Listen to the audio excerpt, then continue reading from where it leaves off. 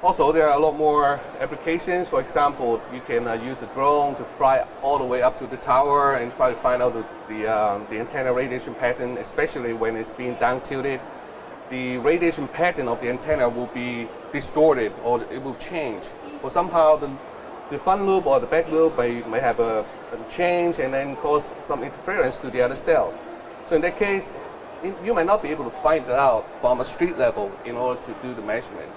By that time, you can use a drone to fly all the way up there and try to find out is there any unexpected signal that caused by the antenna after tilting.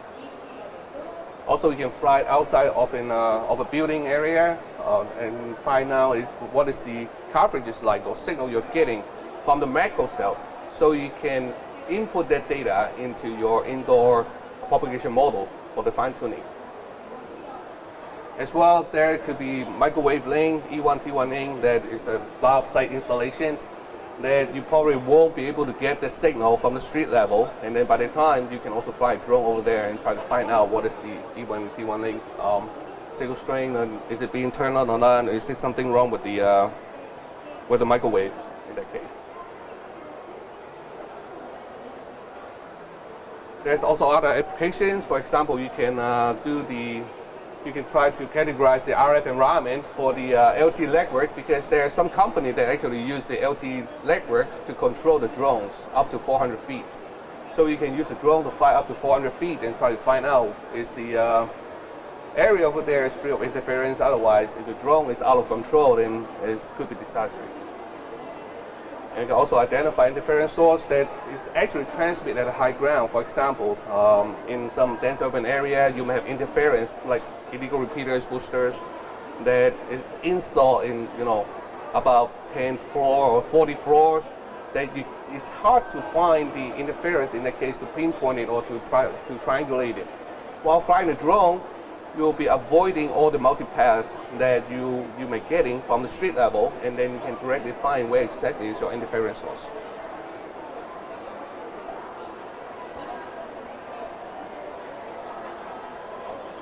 Okay, about the IoT, so the scanner that we have right now do support the IoT power measurement.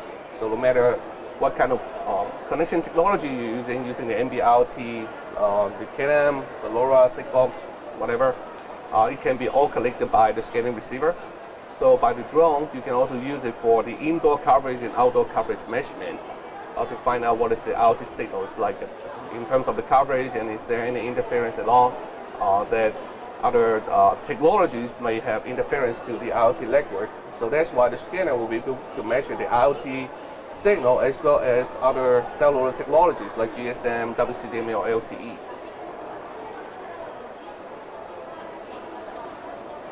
Okay, so pretty much is the whole thing. So as a recap, by using the Seagull Skylight, meaning it's a solution for a combination of the drone and the scanner itself, you can use it for different purposes, including legwork planning, legwork optimization, legwork troubleshooting, and also identifying if there's any interference present in the area and where exactly is the interference of that area. So using this, it will be more safe, more convenient, will save you more time, and you can work more effectively. So that's pretty much cover my story and presentation today. Thank you for your time. So if you have any question, I'll be more than happy to answer your question afterwards. Thank you.